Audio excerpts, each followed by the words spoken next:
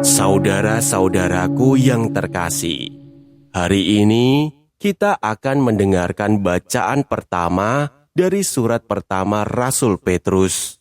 Selamat mendengarkan dan merenungkan sabda Tuhan.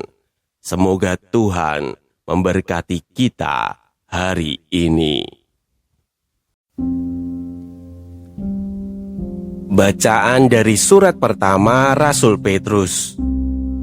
Saudara-saudara terkasih, para nabi telah menyelidiki dan meneliti keselamatan kalian. Mereka telah bernubuat tentang kasih karunia yang diperuntukkan bagimu.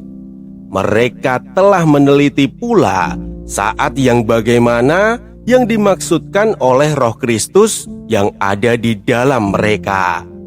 Roh itu sebelumnya memberi kesaksian tentang segala penderitaan yang akan menimpa Kristus dan tentang segala kemuliaan yang menyusul sesudahnya.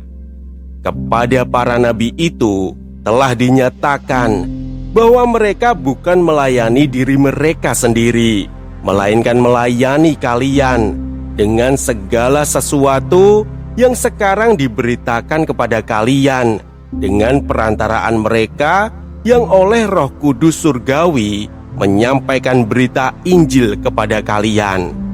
Dan pokok pewartaan itu ialah apa yang bahkan para malaikat pun ingin mengetahuinya. Sebab itu, siapkanlah akal budimu, waspadalah, dan taruhlah harapanmu sepenuhnya pada kasih karunia yang dianugerahkan kepadamu pada waktu penyataan Yesus Kristus. Hiduplah sebagai anak-anak yang taat, dan jangan turuti hawa nafsu yang menguasai kalian pada waktu kalian belum beriman. Hendaklah kalian menjadi kudus di dalam seluruh hidupmu, sama seperti Dia yang telah memanggil kalian itu kudus. Sebab ada tertulis, hendaklah kalian kudus seperti aku kudus adanya. Demikianlah sabda Tuhan.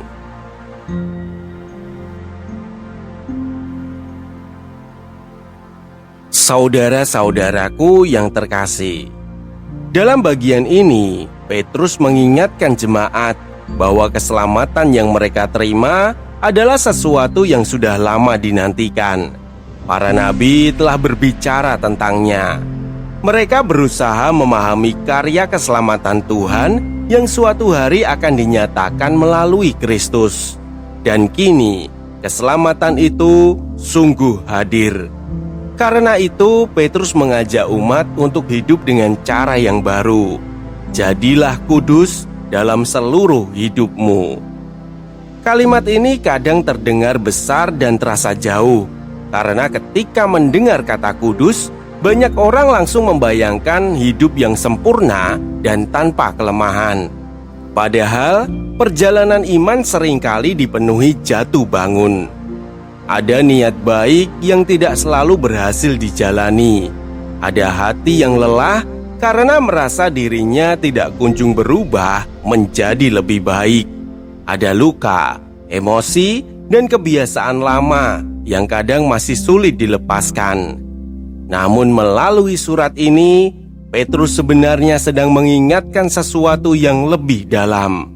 Kekudusan bukan pertama-tama tentang terlihat paling rohani di depan orang lain, tetapi tentang hati yang terus mau diarahkan kembali kepada Tuhan.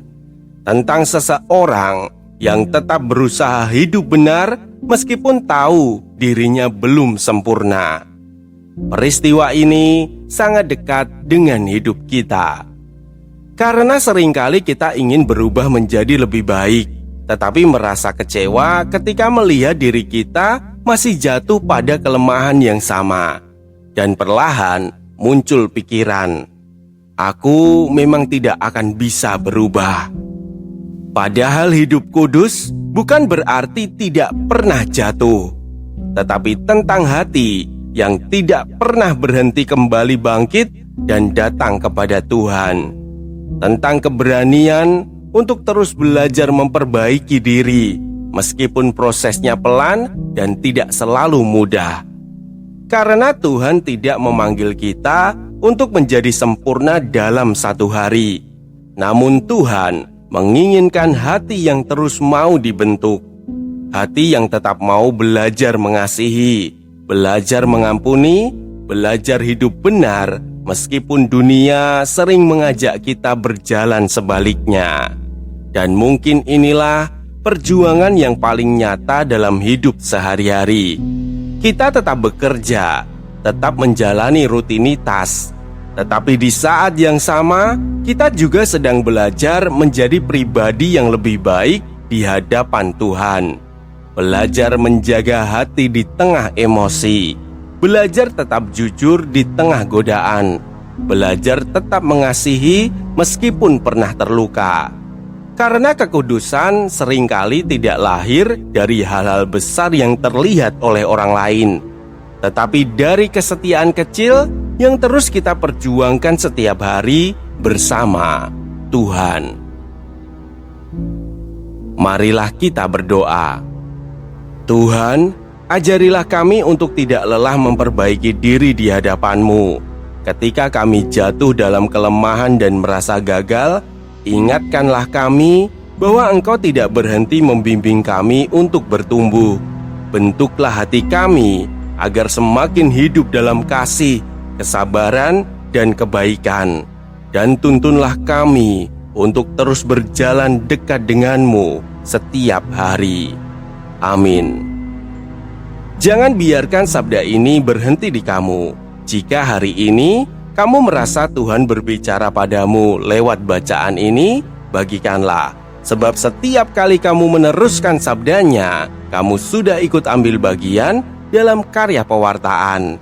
Semoga tersampaikan berkah dalam.